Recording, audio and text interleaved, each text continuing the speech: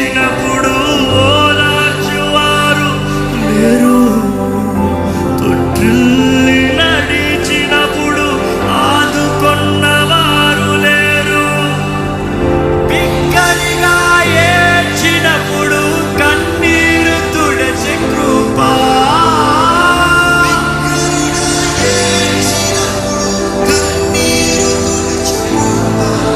నీ కృపయే లేనిదే నేను లేను,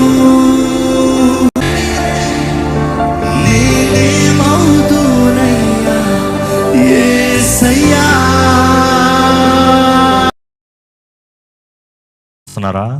దేవుని సన్నిధి లేకుండా ఫలము లేదు, అభివృద్ధి లేదు, దీవెన లేదు.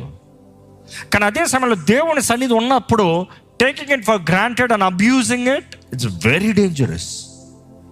దేవుని చేతుల్లో పడతాం బహు భయంకరం అంట, జాగ్రత్త. ప్రభా నన్ను క్షమించయ్యా అని చెప్పేదానికి సాదృశ్యం. ఈరోజు మనం దేవుని సన్నిధిని అలవాటుకు తీసుకుంటున్నామా, దేవుని సన్నిధిలో తగ్గించుకుంటున్నామా, పశ్చాత్తాపడుతున్నామా పరీక్షించుకోవాలి. కానీ దేవుని సన్నిధిని అజాగ్రత్తగా వాడద్దు, స్వార్థానికి నువ్వు అనుకున్నట్టుగా వాడద్దు. దేవుడు నీ తోడు ఉండాలంటే నీవు దేవునికి అంగీకారంగా బ్రతకాలి. ఈరోజు మనం ఎంతమంది చెప్పగలుగుతామండి దేవుడు నాలో ఉన్నాడు చెప్పగలుగుతారా? ఆయన సన్నిధి నాతో ఉంది చెప్పగలుగుతారా? ఆయన సన్నిధిలో జీవించే వారు ఉన్నామా? ఆయన సన్నిధిని కోరుచున్నామా?